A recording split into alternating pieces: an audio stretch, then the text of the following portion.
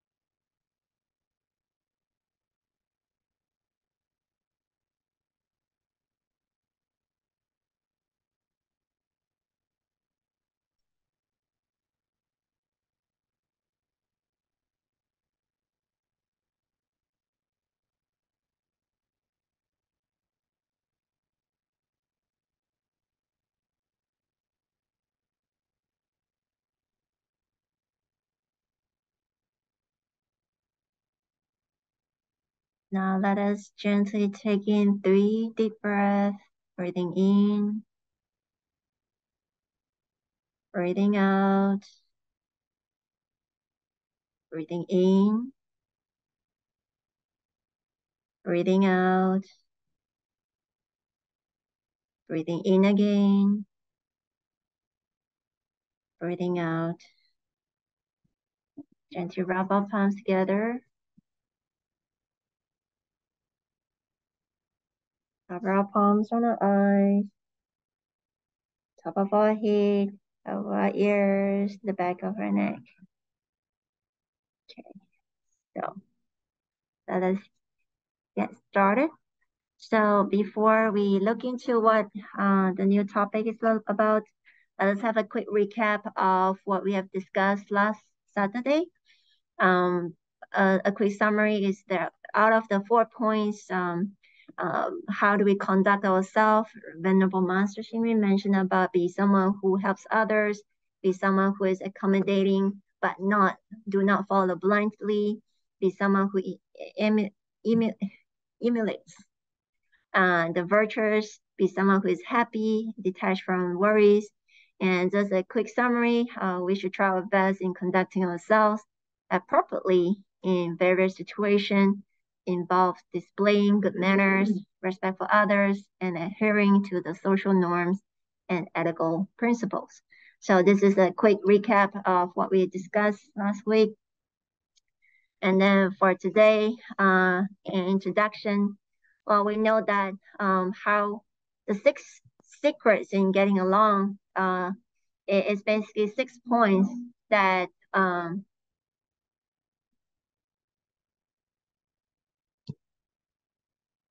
better. Okay, so basically, those are the 6 points that Verbal Master would like to share with us. But before that, why do we want to learn about the 6 secrets of getting along? Why getting along? It is because we, as a human Homo sapiens, we are inherently social and community-oriented beings. We usually have a community. Okay? It's not just ourselves being alone.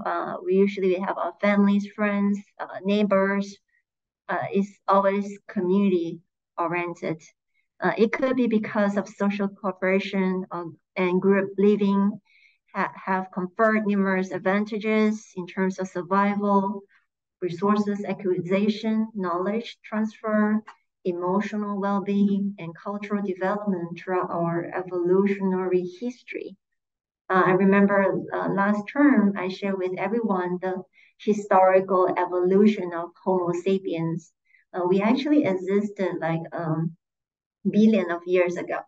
You know, we don't look like that, but we have eventually, we slowly and gradually evolve over years. But since day one, we are always community based. We always live together, community oriented in many ways. So getting along with others better involves developing strong interpersonal skills, fostering empathy, and practicing effective communication. When it comes to people, communication is always the key because we won't be like getting together without talking. Okay, it'll be not so easy. So it's always communication skills, interpersonal skills, how we understand each other, fostering empathy. Okay, so the questions that we're going to look into today is how do we get along with others? Okay, so the first point that Venerable Master has shared is listening. Okay, listening is an art. In listening to others when they speak, we must appreciate what is said. We cannot take meaning out of context or only understand half of what is said. So when it comes to listening, we ask ourselves, am I good in listening? Am I good in listening? We ask ourselves this question. So when we, in a conversation, when we are listening to others, are we truly listening to others? What is going on in our mind? Are we thinking about other things? Are we thinking about how we're going to respond? Okay. Do we really listen? Okay. So listening is also an art. Listening deeply and carefully is also very important. Okay. So sometimes if we only listen halfway, sometimes there could be judgment, assumptions that pops up. When we hear keywords, like for example, food, okay, what will happen to our thoughts? Ooh, food. Okay. We might not listen the whole sentence, like, the food will only be ready by noon. We only hear the word food, and then our stomach start getting hungry, and then saliva will start flowing. That is assumption. We jump to conclusion. Okay. This is sometimes our mind works like that when we are not being mindful. We just take the keywords and then we build our own story in our mind. Okay, so that is reason why, and no matter what language that we communicate with, we try to be patient in listening. Okay, and we try to listen to each other, listen to ourselves sometimes. Okay? In our busy schedule, sometimes like we're not listening to ourselves, not listening to our body. Okay? We have this and this and this, a lot of things to do, and our mind could be just focusing on getting things done, and our body might give us like signals like, oh, I'm having like shoulder pain or a backache. I need to walk. I need to stand up instead of sitting for long hours in front of a computer. The body is also talking silently, giving us signals. But are we listening? Okay. So again, listening is very important. Okay. So let me share with you a story that how Ananda, who is one of the great disciples of the Buddha, and Ananda is known of what? Good listener. Okay. Ananda, not only he was a very good listener, but also he remembers well. He has a very good memory. And then Ananda was with the Buddha for 55 years as an attendant to the Buddha. Okay, so there was one occasion when Ananda was walking in a village, And then he met with a person, a man by the name of Kavi. The man started pouring out his feelings, his troubles, difficulties in life, one by one, sharing with Ananda what he was experiencing. And Ananda was very patiently listening to what he would like to share, listening one by one, without interrupting, without jumping to conclusion, without any assumption. Ananda just listened. Okay? And after listening to all his trouble, Ananda gave him a bag of mustard, mustard seed, like the illustration here. Very, very small, a small bag. Yeah. Ananda offered him a gift, okay, asking him to give any of the households that in the village that is experiencing similar difficulties or any other difficulties in life. Okay. So of course, Kavi started going from one house to another, taking time to listen to others' trouble, others' difficulties. He knocked on the door. He asked, "Does anyone of your family members experience difficulties or hardship in life?" And of course, the person, each family said that, "Oh yeah, so and so is experiencing financial difficulties. So and so is having trouble with the harvest. Someone so and so is having difficulties because it's not raining, so and so forth." Every time when Kavi heard a story that someone is experiencing difficulties, he will pass the person a mustard seed. Okay? And after going from one house to another, after not long, the whole bag is already emptied. He went back to Ananda. And then he said that, Ananda, I have finished giving out the mustard seed. Okay? And then Ananda asked him, "How do you feel after listening to others' trouble, after listening to others' experiences in life?" Abi said that, "Oh, after going from one house to another, I just realized that everyone has similar challenges in life. It could be this, it could be that. By true listening, he started to understand better and better and better about life, about the similarities that everyone experiences, not only the troubles and challenges in life, he also heard the sharing of how they overcome the challenges and difficulties in life over one house to another. And Kavi actually learned from the sharing of the solution that they apply in different situations, which is very similar to him. And then by the end of like going around the village, he actually found the answer how to cope with his challenges in life. So it is through listening that helps him find the possible solution. So the mustard seed is just a parable, like a skillful means, giving from one house to another. If he didn't come across a house that is experiencing difficulties, then he will have the mustard seed inside the bag. But no, the bag is empty, which means that everyone is in very similar situation. There's ups and downs in life, which is very common. The main key here is how we can solve the problems. Okay. So the first one is listening carefully without having prejudgment. That is very important. And the second point here is demeanor. Okay. So our demeanor greatly influences how effectively we get along with others. A respectful, empathetic, and positive demeanor fosters trust, understanding, and cooperation in our relationship.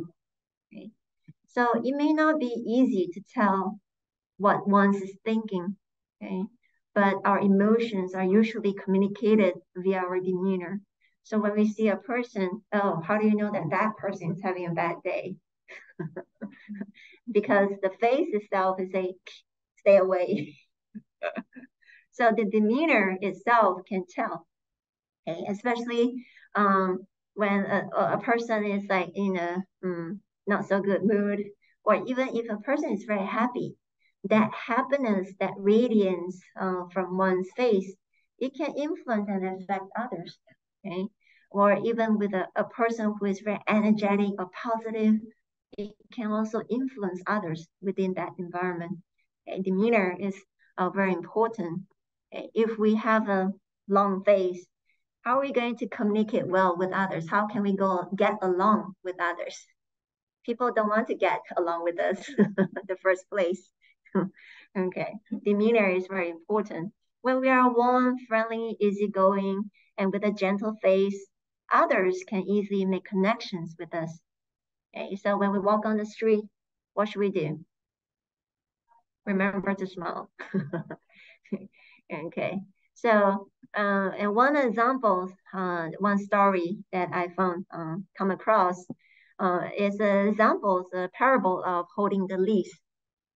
Okay, so another disciples of the Buddha, Venerable Sujata, okay, who is in the village again, and then he come across a person by the name of Raj, who was struggling constantly because of having conflict with his community, arguments within the community. Okay? And then he was so frustrated with like, how come everyone in this village is so mean? It's not really the villagers that are very mean. It's like reflected from his mind. Okay. And then he went to this venerable Sujata and asked him, like, what should I do? Why everyone is so unfriendly? Like, why is everyone so, don't want to get along with him? And then the disciples of the Buddha gave a parable, asking him to hold gently a leaf in his hand. With the leaves, like the picture to the left, holding the leaves in the hand and asking him to blow the leaf. He can easily blow away the leaves gently, just like whoo, and then the leaves is like flying down. And then the Sujata asked Raj to hold a handful of leaves, but this time it's not holding gently. Hold on to it tightly, okay? And ask him to blow the leaves. Do you think that he can blow the leaves with a grip that is so strong? No. Okay. So after doing this experiment, Sujata then said that the the first situation when you hold gently the leaves is just like a person with an understanding mind, a compassionate and gentleness in the mind, where you hold it gently, and that reflects upon our communication with others. If we have a mind that feels kindness and compassion, it's just like holding the leaf gently in our hand. If we were to say words gently or kindly to others, of course, others will not have any problem going along with us, getting along with us. Okay? But then if we are so, if we hold the leaves tightly, it's just like we try to control others without understanding others. And we just try to command others to do certain things without really understanding others' needs. We hold so tight and then asking you to do this and that, to ask the leaves to fly away. There's no way because we are holding on to it. Okay. So this is an example like how our demeanor can affect how we get along with others. Okay. And of course, the third point is exercise caution. Okay. So what does it mean by exercise caution? When we get along with others, when we try to get along, okay, there are many things that we have to be aware, mindful of. Is one of the points that were shared here is we just try to be cautious in dealing with situation. And of course, when we agree to something, we must fulfill our commitments. Okay, so try not to issue blank check, basically. Okay, meaning that you promise to do certain things, you come, but then you didn't come. Okay, or you promise to carry out certain responsibilities, but eventually by the end of the day, he didn't do it. Okay, so exercise caution when we give our word to others, and we have to keep our promise. Okay, so one of the examples that I would like to share with you is, I'm not sure if everyone know that we have in FoGuangHuB in Taiwan, we have the Buddha Museum. Okay? The Buddha Museum in Kaohsiung, Taiwan. So in the Buddha Museum, we actually enshrine the actual Buddha's tooth relics, the Buddha's tooth relics. Okay. And how do we get this Buddha's tooth relics? Okay, it was like back in 1970s when our founder, Venerable Master Xing Yun, were being entrusted with this Buddha tooth relics by a Tibetan Lama or a monk, saying that I would like you to take good care of this Buddha tooth relics. And of course, the Venerable Master promised, saying that he will try his best, put in all the resources that he have to properly enshrine this Buddha's tooth relics. He kept this promise. It's not like instantly the next day he will start building a temple. No. Back in 1970s, until it took him like almost 40 years time to put together the right resources, sufficient resources to have the right causes and conditions to build the Buddha Museum and enshrine it. So even though like we opened our doors back in 2001, okay, but within that, how many years? 20, 30, 40, almost 40 years of putting together. But he always remembered, he kept his promise. Okay, when he promised to do certain things, no matter how long it will take, he will fulfill it. Okay? And with these examples, let us reflect upon ourselves. Okay, are we good in keeping our promise? This is a question that we can ask ourselves. Okay, and this is the Buddha's tooth relics. It could be one of our very big examples. And not only the Buddha's tooth relics that Verbal Master kept his promise. There was one occasion when Verbal Master was with, like, whenever he go, there'll be people around him would like to take photos with him. Okay, and then no matter how urgent he has to be to in a meeting, going someplace else, he always gives time to others to take photos with him. Okay, and even like a little kid, there was one time that asked the Venerable, asking him that can I take a photo with you? Okay, and then he said yes, of course. But then there are so many people in front of him. But because he kept his promise, and by the time comes for him, for the Venerable Master to give a lecture, he will go ahead and give the lecture. But he remembers that he has already promised this little girl that he's going to take a photo with him. So he remembered even after the lecture, he told his attendants saying that I already promised these little ones to take photo. So remember to ask him to come to the backstage so that we can take a photo before leaving. Okay? Even as tiny as this, sometimes we might easily make promises to others without knowing and remembering it. But these tiny details that Verbal Master has promised, he kept it. That also indicates that in his mind, everyone is equally important. Everyone is the same. The promise that he kept, no matter it is someone, no matter it is something so important or as something as so little, okay?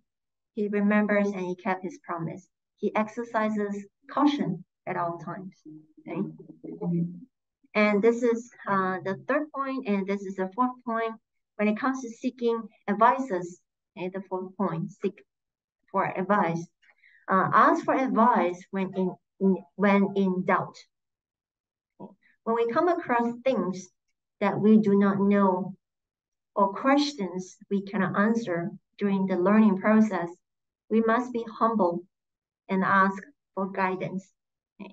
So sometimes there are so many questions, whether it is related to Buddhism or not. There are many things that we will continue to learn. No matter how much that we have learned, there's still something that we don't know. Okay? So a parable that always reminds us to be humble is, excuse me, the picture here. What can you see on the photo? What do you see? Can you see what is the photo about? Grass or reeds or the ocean? Those are rice. Rice. Yeah, I know that this is not common. It could be wheat, but those are rice. Okay. Okay. Or wheat is also a very good parable, reminding ourselves that the more that we know, we bend our head, we lower ourselves, being humble. You know, like looking at the fruit, the rice or the wheat, the bigger it gets because it's heavier, so it just bend down lower and lower. So it's a very good reminder by looking at that the more that we learn, we should be more humble, because people around us could be our teacher because we are good in so many different ways. You might be good in certain fields that I'm not aware of. Even some of the questions that we ask or we come across, we might not have the answers. Okay. Whether you're a teacher, whether you're a student, we can learn from each other. Okay. So always be humble and seek for advice. So that's reason why, as part of our practice, when we go to the Buddha hall or the main shrine, when we see our teacher, the Buddha that is on the altar, we bow. Okay. As a reminder for us to practice humbleness. Okay. The Buddha could be on the altar. The Buddha can also be sitting next to us. You never know. Okay. Because again, we can learn from each other in so many different ways. So for us to always have a mind of seek for advice, always ask if we're not sure, if we have questions. That also helps us to get along with each other better. Okay? Imagine if a person who is filled with puffed with ego, okay, will we try to get along with that person? I don't think so. Yeah, so humbleness is also one of the keys to get along with others. Okay, and then the fifth point is think three times when angry. Okay, it's not only two times, three times.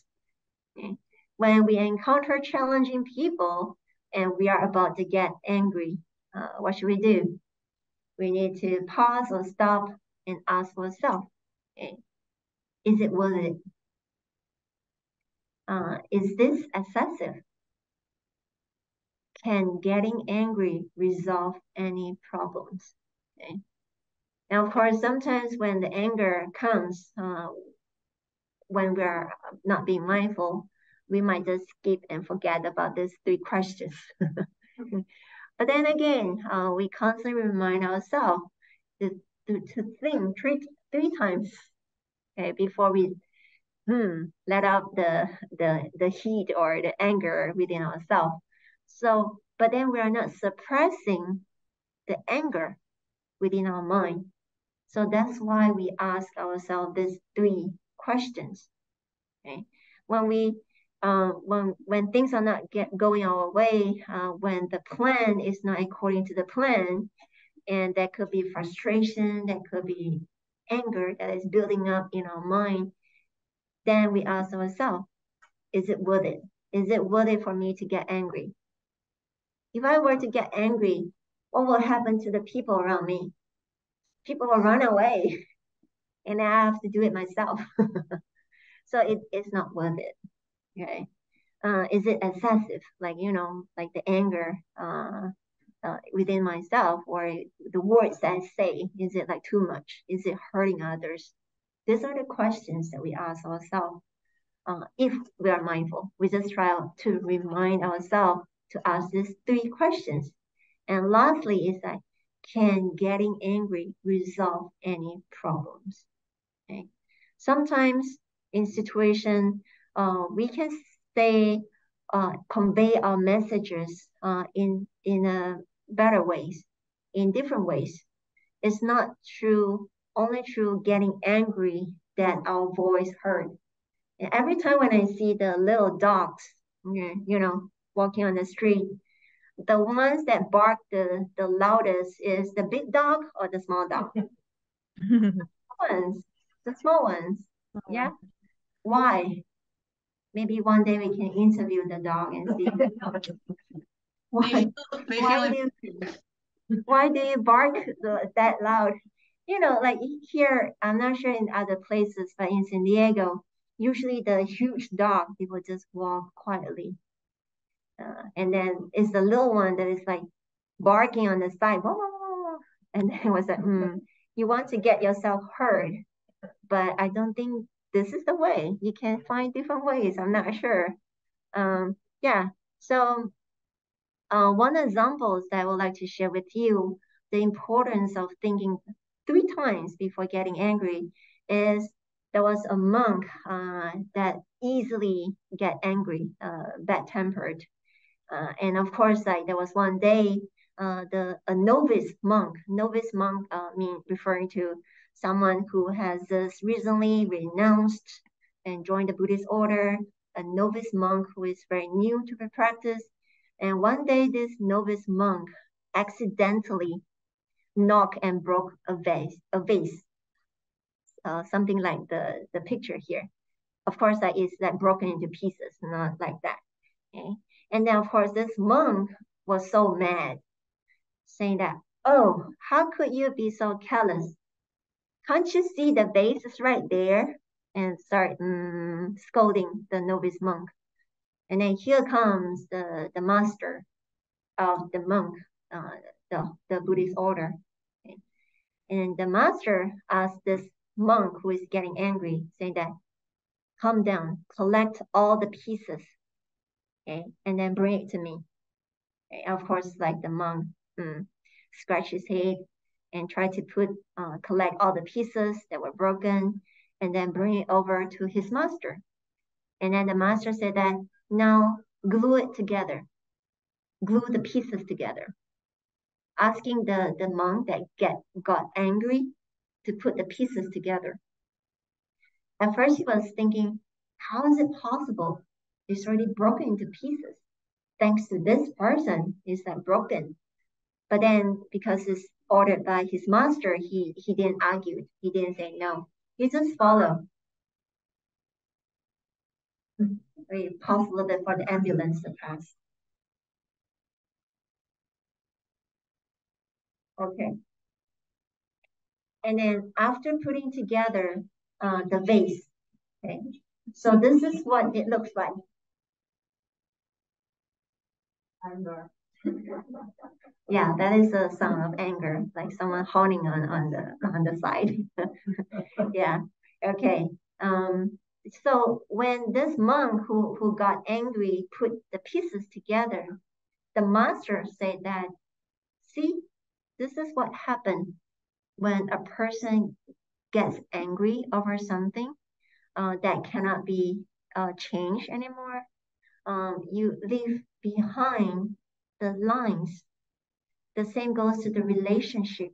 Because of your anger, it's just like this broken vase that were put together. Okay? The relationship is usually shattered by anger, by the harmful words that come out from your mind.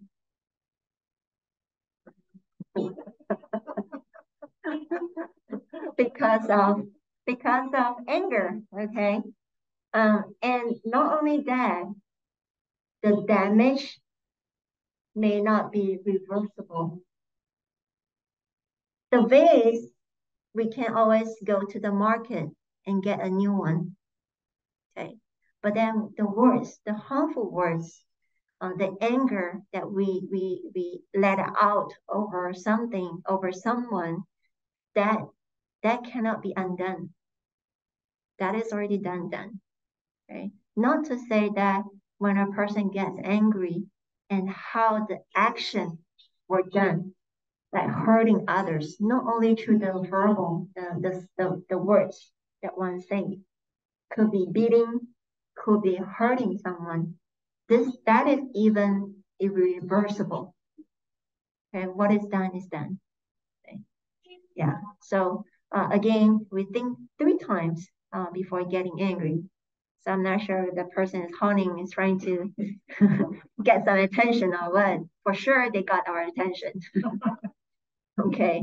And then the last point, the last secret of getting along is only accept appropriate compensation. So this is more of referring to, our working place, organization where we have to work with others, where that could be compensation that involved. Okay. So in the Sutra of the Samadhi of the Precious King treatise, it mentioned in face of gain, we should not fight for a share. In fighting for gain, our delusions and ignorance will be stirred. Okay, so whenever that's involved with a gain, okay, there's always selfishness that involved. When there's selfishness that is involved, okay, it will be hard for us to get along with others. Okay, so in seeing others, this is another perspective of looking at gains. Okay, not only we look at ourselves, but sometimes when we see others making gains, how do we feel? Okay, we should not think of getting a piece of the pie or be jealous, okay, of what they have. We should instead share in their joy and offer our blessings. Okay, usually within a company, an organization, if someone had received a promotion, we should congratulate, okay? Because one has put in effort in excel in what one is doing, okay? So sometimes, of course, that is not easy because that could be, how come I have overtime and then this person is not doing overtime? Yeah, if we were to think in that way, we are being calculative in terms of the gain. That reflects upon what was mentioned in the first sentence here. In face of gain, if we struggle to fight for that, we will have delusions. We might have different unwholesome ways of trying to get what we want to get.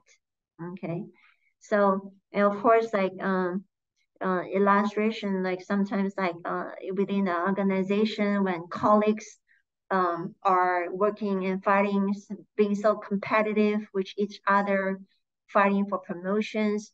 Sometimes a person might slowly work their way up in getting better, in excelling. But sometimes we might come across people that use different ways, which is not so good. Like for example, the person might say something bad over other colleagues, do some making different ways in getting the promotions. Okay, but sometimes if we are in that situation, we first of all we cannot control others in what they decide to do. Okay, but at least we can be aware of what we decide to do. Okay, so that follows with the teachings of Venerable Master in the way of management. Okay, in FoGuangHuB, we have over thousands of monastics across the globe. Okay, and sometimes like before, Venerable Master is always being asked, how can he manage so many of us? Okay. He always said that we all practice with causes and effect. What does it mean? Our own action, our own karma. Okay. It is not like someone seeing us or making sure that we are doing the right thing. It is ourselves that understand how to put in the right causes, conditions, and we will yield the effects. Okay? It is not like being governed by someone else, but we discipline ourselves as in a way of self-management. Okay, meaning that, for example, when it comes to managing a temple, okay, that involves many things, like the resources, like people. Sometimes, if without the practice of cause and effect, okay, we might focus more on the gains, okay, instead of practice. Okay? It's just like the usual like organization in a workplace where we focus on the gains. Okay, but then when it comes to the practice of cause and effect, we know what we do will yield what results. It doesn't mean that if a person is others are not seeing, we can do things that yield unwholesomeness. And we don't need police officer to come and say, oh, you should go with the law and regulation. Okay, you should stick with that. Within ourselves, we already have the disciplines, the precepts that we uphold. We know what are the things that we should do. We know what are the things that we shouldn't do. This is what he meant by the management through causes and effects. Okay, we won't be like taking without asking, because we know that will yield the effect of this action. Okay, but then to some people who are behind bars, okay, why do they steal? Why do they rob? Why do they harm a person? Why do they conduct fraudulent? Why? It could be because of the ignorance that one has within that few seconds of their life. It could be because of greed. It could be because of gains. It could be because of certain things, competitions that one wants to get it, but not in a lawful way.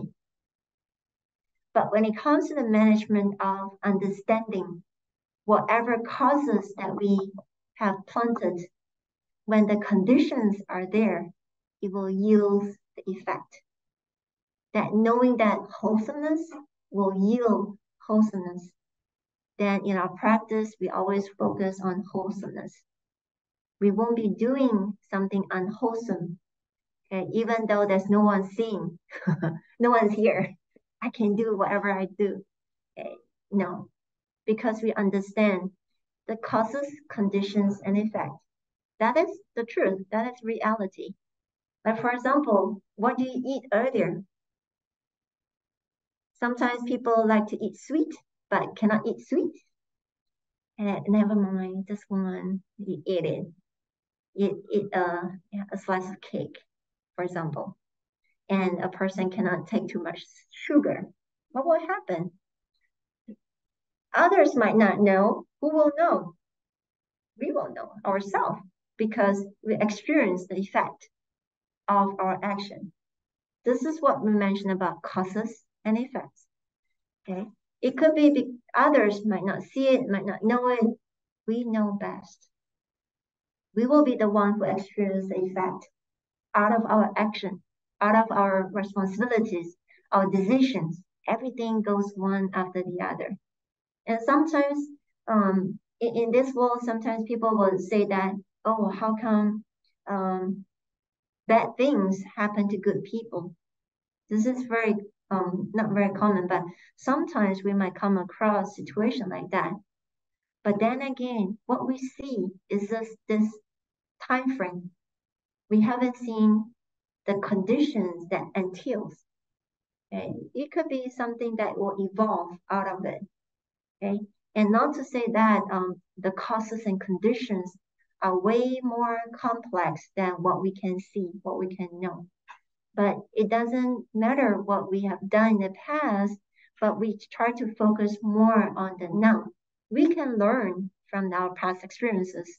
And if it is something not so good, well, remind ourselves not to repeat again. Because the present, we can make our way to the better future. Because a small drop of salt in the water, it will make the water salty. But if we continue to add more water instead of the salt in it, okay, it will dilute it.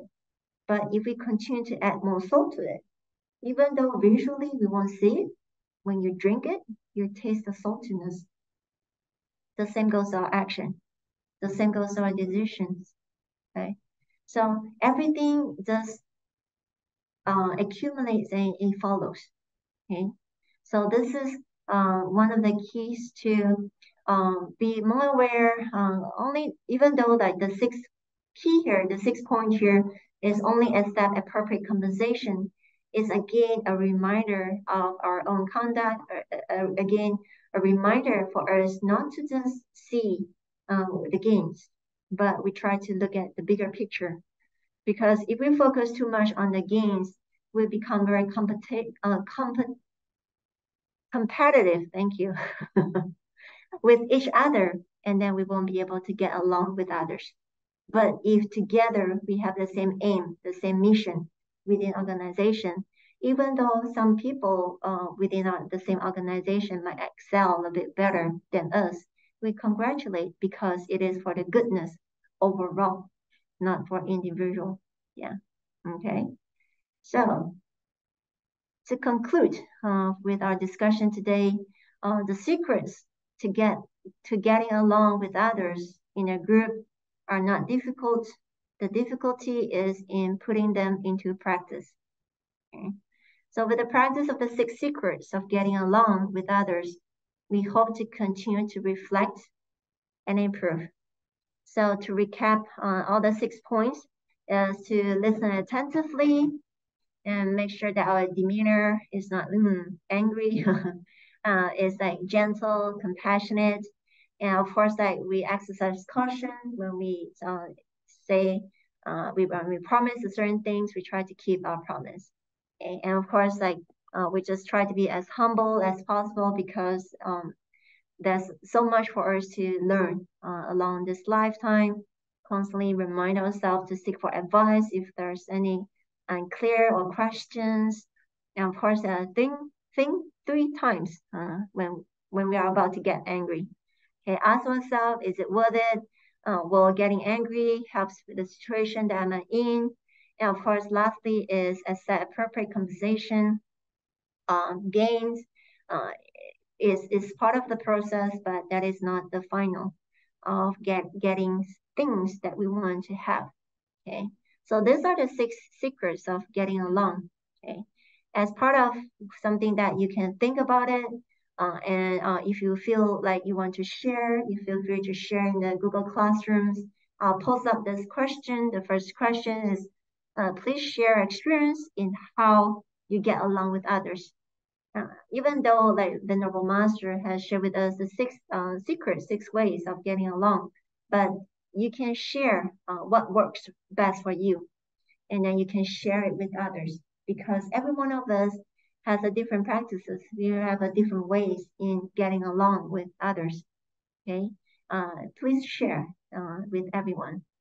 In what ways can I proactively contribute to creating a more positive and harmonious atmosphere in my relationship and interactions?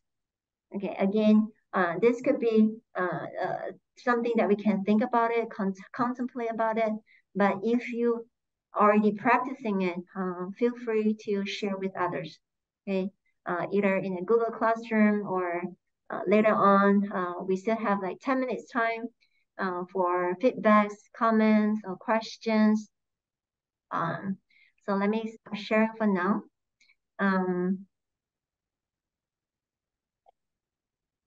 Yes.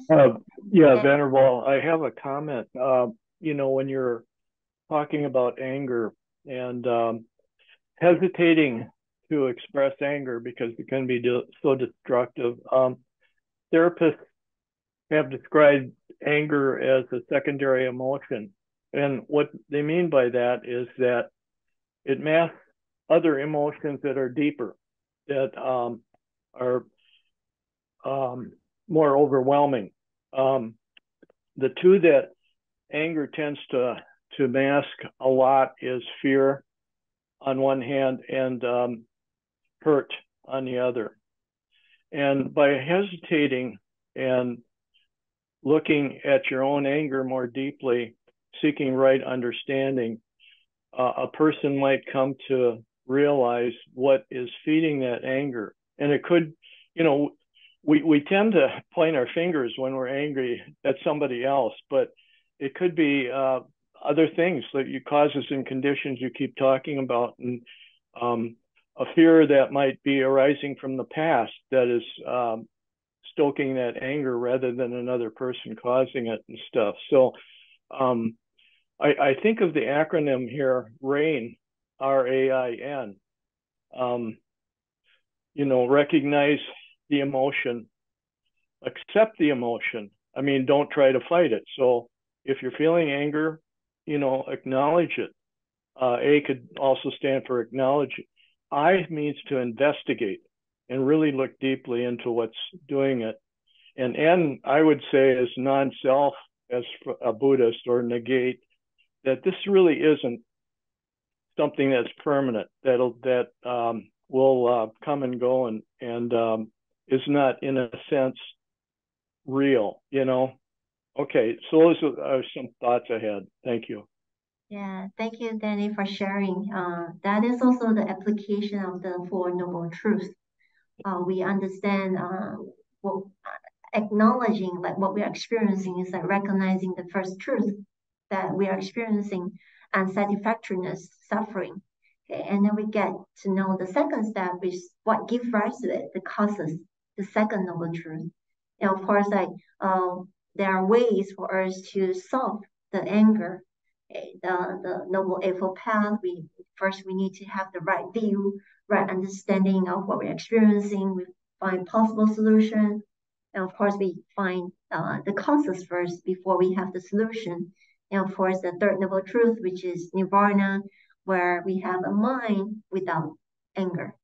But of course, we take this step by step in our practices. Okay. And what Danny has mentioned is the rain. That is also a very, very good examples of like how we recognize it, acknowledge it, and then what is investigate, try to find the causes, and non-self, knowing that everything arises because of causes and conditions. It's not here to stay. Okay? It continues to evolve. Okay? And of course, it depends on what we are feeding. The anger, are we feeding more? Are we like fanning the fire? Or we just try to calm down and understand what we're experiencing. And eventually the anger will just diminish. Yeah. Okay. Thank you, Danny. Yes, Saiba. In cases where, say, you're in a relationship with someone and you're finding that there's just repeated like miscommunication or misunderstanding, both of you are bringing out not good sides of each other, let's say, or provoking each other. In those situations, is it appropriate to also detach from those relationships instead of trying to, if you try to make it more harmonious, but it's just not working for some reason, then is detachment also an approach that we can use? Yeah, so today we do not have the laptop because upstairs is using it. So Saiba kind of like share with us comments or questions about relationship if the two are not getting along well because of constant miscommunications, didn't come to the same consensus in many different ways, and then it ended up not so good relationship. Should we detach from it? What should we do? That is Saiba's question. Okay. So based on this situation, based on what I understand, what you share, so first of all, I would try to sit down with that person and then express my regrets, and also saying sorry for not being able to listen well, and putting the fault to myself first. Okay, and acknowledging that there are still room for myself to improve in terms of understanding what you're trying to say. I might not be a very good listener. I'll just try my best.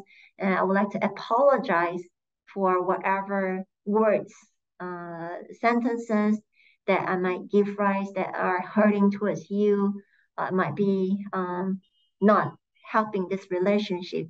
So I would just try to apologize, acknowledge that it's my fault, and then usually the person will soften up in the mind, and then open up the heart in trying to listen deeper and deeper. And of course, like, we won't be saying that I will just detach. You need your time, I need my time. But um, the past experience of having not so good relationship or misunderstanding, the knot is still there. It's not soft. Okay. This wall is wrong. So no matter where we are, we will meet again. This is something that we should remember. Okay. So if this affinity, if this relationship that we having trouble, like, oh, sometimes like we go to a place, oh, it's that person again. So we try to turn around, try to avoid, but by avoiding, it won't help, because by the end of the day, it could either be this life that we need to solve this, or the next life. Yeah, just to share with you that this is not that we can avoid in a day or a month or in a year. Okay, well, we still need to open up ourselves and be honest to each other. Sometimes communication could be because of I hold on to a certain thought, certain view of certain things, that I'm not listening well to others. Okay, it could be many other reasons, but no matter what reason, we just try to open ourselves and try to understand better. Because when it comes to our relationship, our affinities, the problems that we have, the challenges in our life, when we face it, when we have this, it doesn't mean that when we relocate, move to other places, this is already solved. The problem is still there. So sometimes that, I'm not sure if I explain and answer your question, but I just want to share a little bit that entails.